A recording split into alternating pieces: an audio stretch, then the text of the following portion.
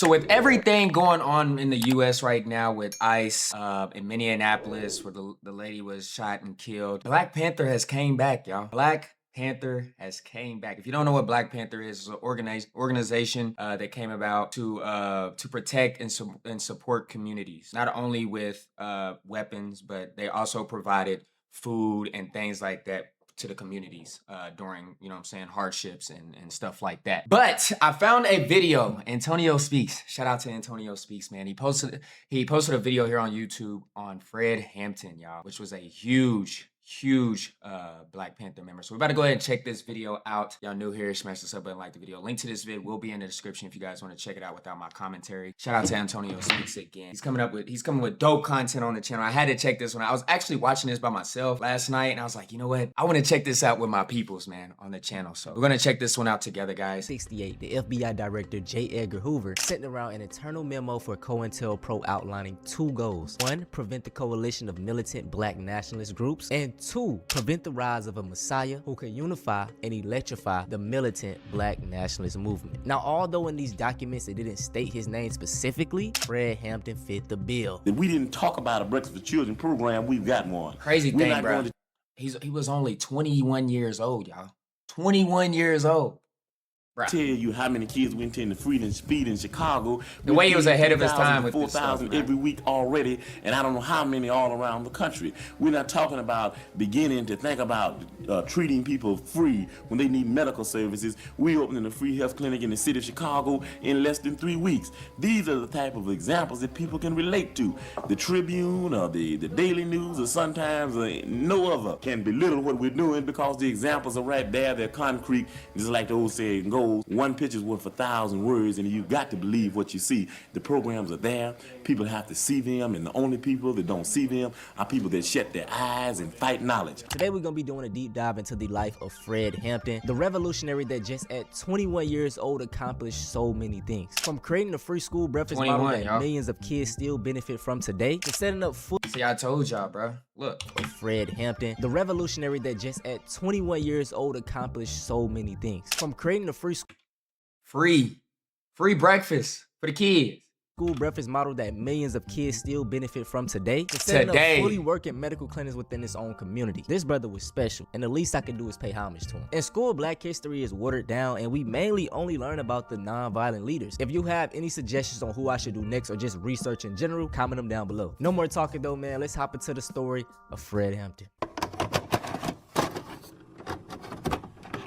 Frederick Allen Hampton was born August 30th, 1948 in Chicago, Illinois. He was the youngest child of Francis and Iberia Hampton and grew up in the suburbs with his brother and sister. His parents were just normal, hardworking people. They actually ended up migrating from Louisiana as a part of the Great Migration. Early on in Fred's life, him and the Hampton family had a very close experience with racism. They knew the Till family. Fred's mom, Iberia, even babysat Emmett Till, the 14-year-old boy who was lynched in Mississippi of 1955 for supposedly whistling at a white woman. Experiencing events like this at a young age shaped him into the man we for supposedly whistling at a white woman, y'all.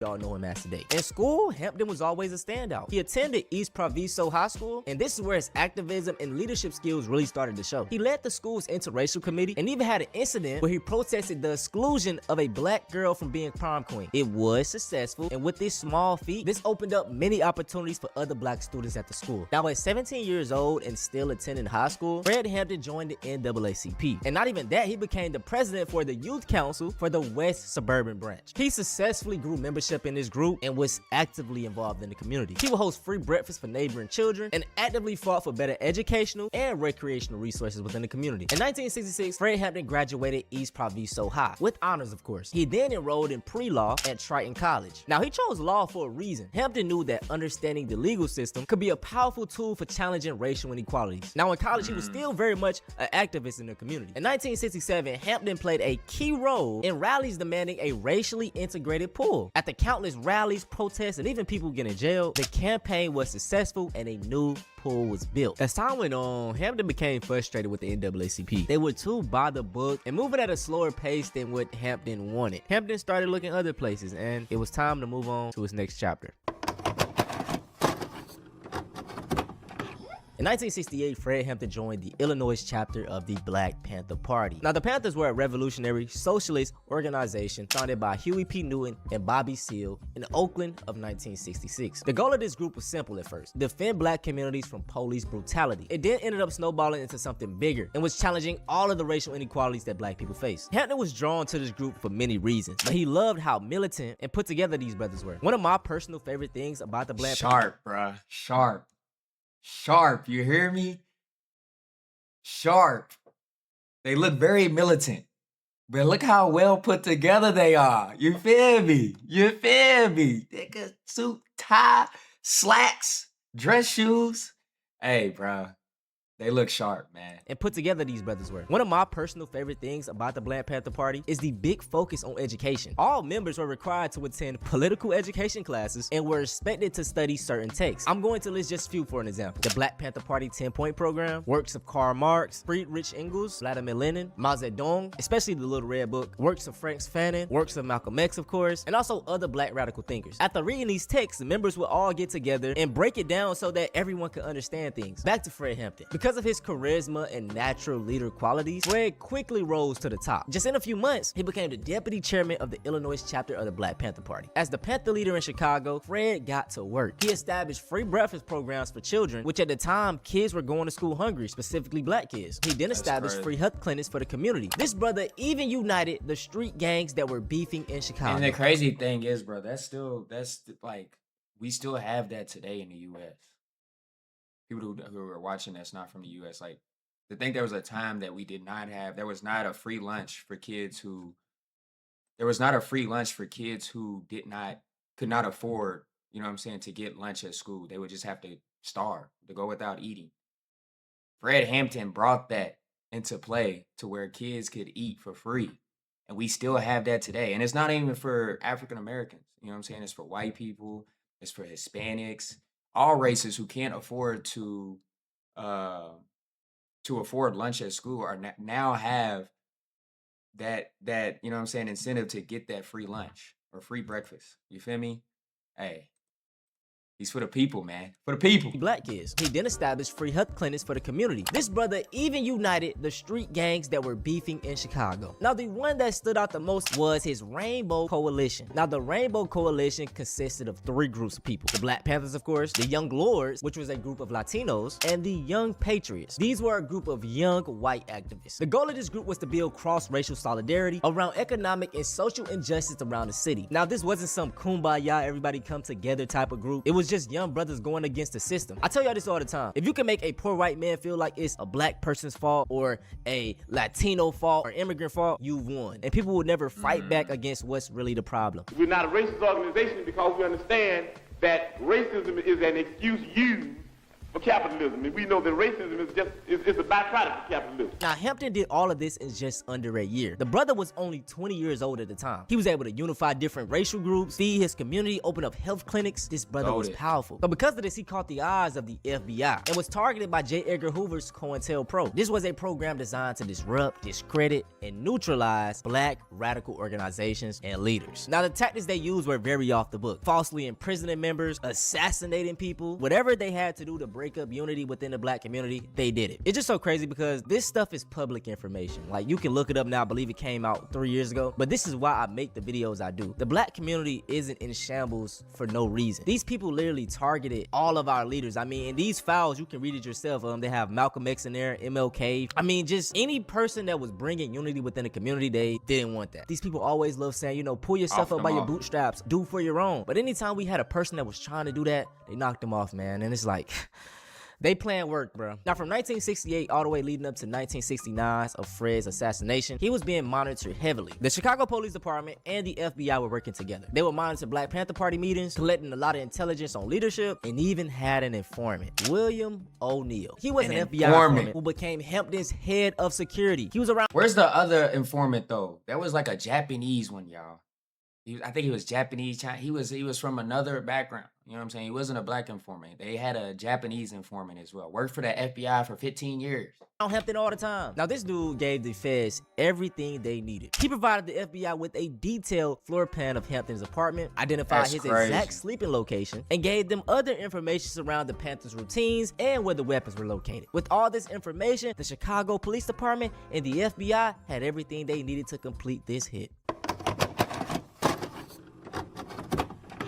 It's the cold morning of December 4th, 1969. Nearby resides a small apartment housing Fred Hampton, his fiancée Deborah Johnson, who was 8 months pregnant at the time, and about 6 other Black Panther members. Just outside is a people's gas truck filled with 14 fully armed Chicago Police Department officers. While sleeping in the living room, a Panther hears footsteps. He then hears a knock, so he walks up to the door and asks, "Who is it?" Someone replies, "It's Tommy." Soon after, gunfire breaks out. A Panther member rushes to wake Fred, but something is off. He's not waking up. You see, the night before, the informant, William O'Neill, drugged Fred Hampton. This was later confirmed in an autopsy where they found substances in his bloodstream. Someone came into the room, started shaking the chairman, said, Chairman, wake up, the pigs are vamping." When he looked up, he didn't say a word, he didn't move, except for moving his head up. He laid his head back down to the side like that. He never said a word, he never got up out the bed. As the police make their way inside, Wow, the police y'all. catch their first victim, Mark Clark. I feel like we have to start showing this brother some respect too. We always just say the assassination of Fred Hampton, but no, this was the assassination of Fred Hampton and Mark Clark, so I just wanted to say that. After they killed Mark Clark, they shot another 18-year-old that was sleeping on the couch. They soon after shot towards the bedroom of Fred Hampton. Who was sleeping on the couch, y'all. Sleeping. And I saw bullets coming from, it looked like the front of the apartment, from the kitchen area. They were, pigs were just shooting. They then moved his fiancée and other Panther members into the kitchen, and They pushed me and the other brother by the kitchen door and told us to face the wall. Heard a pig say, "He's barely alive, he'll barely make it." I assumed they were talking about Chairman Fred. So then they started shooting the pigs. They started shooting again. I heard the sister scream. They stopped shooting. Pig said, "He's good and dead now." officers then carry his lifeless body out, and as you can see, they're smiling. This is the type of stuff that just enrages me, man. It just begs the question, man, do these people have souls? It just reminds me of seeing the pictures of, you know, lynchings, and you see everybody smiling with the dead body. Like, it'll radicalize you, man. It really will. Soon after, this was in the headlines though, and the police tried to spin the narrative. They said the Panthers initiated it, they were the aggressors, and simply just trying to vilify the Black Panther Party. There's always two sides to the story, and there is always a truth. After opening up the crime scene to the public, the forensics told something different. The police shot first and unprovoked. Over 100 shots were recorded coming inside that apartment. And guess what? Only one came from inside. Probably Mark Clark. In 1982, the murder of Fred Hampton was settled. The family received $1.85 million. And I mean, they got the money, but the brother was gone. And the Panther Party at that point was all the way downhill, man. That's it for this video though, man. I hope y'all enjoyed. Man, I'm not gonna lie, bro. I've been studying Fred Hampton for about the past 2 weeks now, and just learning everything about him, the Black Panthers, other leaders around that time. It's infuriating, but it's also like, we gotta know this type of stuff. I'm reading a lot of history, learning about a lot of different figures, and every time I learn something, I'm gonna share it with y'all. Make sure y'all go do your own research. I'm gonna put all my sources down below. I'm gonna put some documentaries, some videos that y'all can watch, because it gets deeper than this, man. But look, if y'all want to see something similar to this, man, go check out a similar video I did on your boy Tupac. Nah, we need Huey P, bro. We need Huey P next, man. Comment down below y'all thoughts. You know what I'm saying? Black Panthers are back, y'all. Let me know what you guys think about that as well. I'm gonna post a video on my second channel about my thoughts and things like that. But I hope you guys enjoy my reaction, my commentary. If you did, smash that like, subscribe, stay remember, y'all.